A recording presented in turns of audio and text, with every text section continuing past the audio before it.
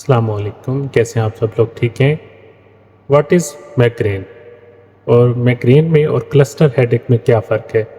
इन दोनों चीज़ों को जानने के लिए आज की वीडियो को पूरा कंप्लीट देखिएगा। बिस्मिल्लाहिर्रहमानिर्रहीम। अस्सलाम वालेकुम, मैं doctor Sajid from United Arab Emirates. तो आज का जो टॉपिक है वो है माइग्रेन। बेसिकली आसान अल्फाज में माइग्रेन है क्या? माइग्रेन एक टर्मिनोलॉजी, एक डिजीज़ है जिसमें ट्रम्बलिंग पेन होती है on the one side of the head, ठीक है। और इसमें एपिसोड्स होते हैं, अटैक्स होते हैं डिफरेंट किस्म के, और ये इतनी सेंसिटिव, मतलब लाइट से भी सेंसिटिव और साउंड से भी सेंसिटिव हो जाता है, एक्सट्रीम सेंसिटिव हो जाता है। और साथ में क्या होता है कि कभी कभी आपको वोमिटिंग, नोजिया और इस तरह की कंडीशन भी एसोसिएट हो जाती है। सेकंड में आपसे बात करेंगे इसकी वजूहात क्या हैं, इसकी एटियोलॉजी, इसके काजेज़ क्या हैं।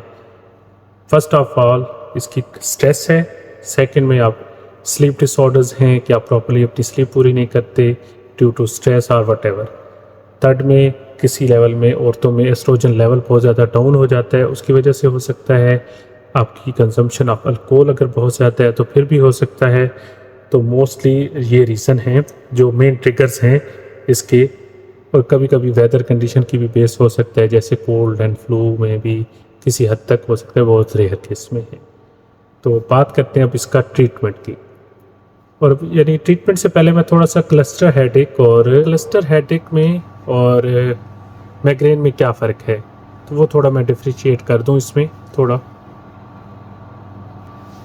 जो क्लस्टर हेडेक होता है इसका जो ड्यूरेशन ऑफ एक्शन, यानी ये कहते हैं कितनी देर तक लास्टिंग होता है, वो इसका निस्बतन माइग्रेन के कम होता है। यानी ये मोस्टली 15 to 3 आवर्स तक रह सकता है, लेकिन जो माइग्रेन है वो लॉन्गर होता है। मेन डिफरेंस यही है। लेकिन क्लस्टर हेडेक ये क्लस्टर की फॉर्म में आता है। माइग्रेन सीवियर पेन होती है, ट्रम्बलिंग पेन होती है, मेन ये फ़र्क है। अब आ जाते हैं ड्रग ऑफ चॉइस में। तो माइग्रेन की जो ड्रग ऑफ चॉइस है मोस्टली हर कोई आदमी जानता है जो इससे सफ़र कर रहा है, वो सुमाट्रिप्टन है। एमिग्रान के नाम से आती है। 25, 50 और 100 mg as a single dose होती है।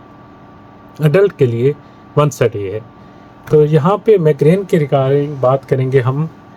जो रिसेंटली पैनाडोल ने लॉन्च की है, पैनाडोल माइग्रेन।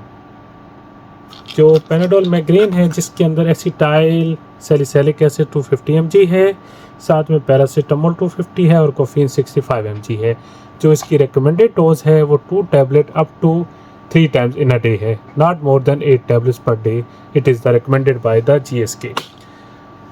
तो must be avoid from the more alcohol consumption. Stress नहीं लें आप, खुद को कामन कोल्ड रखें, सुकून से रहें और अल्लाह ताला से दुआ करें, दुरूद शरीफ ज़्यादा पढ़ें तो अल्लाह ताला आपको इस अमराज से शफा का अमल अता करे।